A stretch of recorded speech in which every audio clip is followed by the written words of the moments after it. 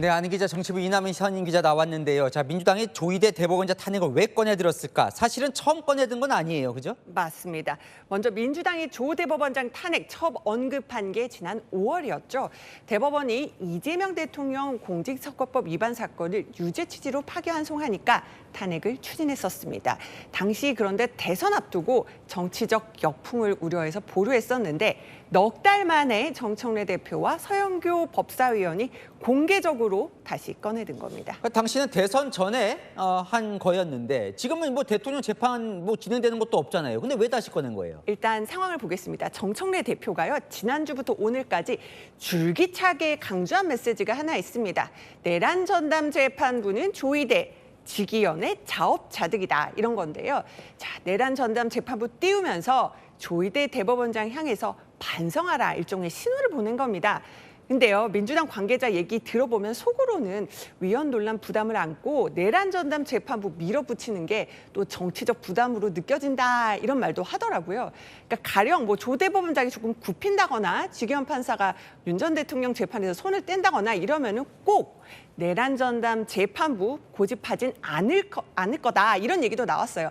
하지만 지난 12일 법원장 회의에서 내란 전담 재판부에 대해서 공개 반발을 했었잖아요. 그러니까 반성의 기미가 없다, 이러면서 더 강공에 나선 겁니다. 그러니까 지난주 금요일에 판사들이 내란 전담 재판부 비판하니까 네. 반성의 기미가 없다고 이제 탄핵까지 언급을 한다는 건데 진짜 하려는 거예요? 진짜 이유는 뭡니까? 자, 일단 민주당 입장에서 이렇습니다. 윤석열 전 대통령 내란 재판이 무죄 날까 봐 우려된다는 취지에서 사퇴와 탄핵을 거론한다는 겁니다.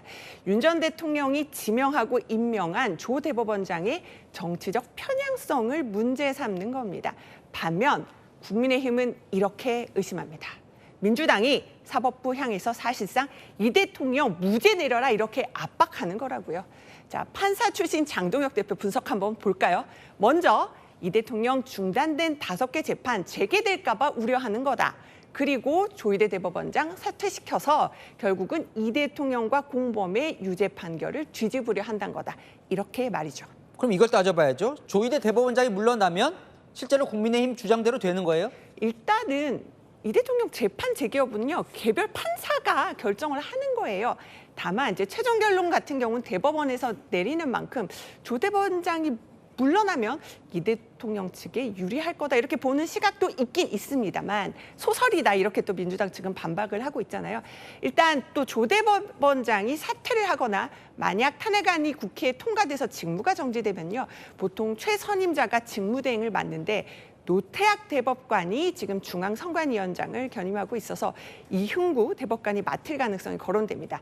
이 대법관은요, 이 대통령 선거법 사건에서 무죄 의견을 냈었습니다. 근데 진짜로 민주당은 그래서 대법원장 탄핵하는 겁니까?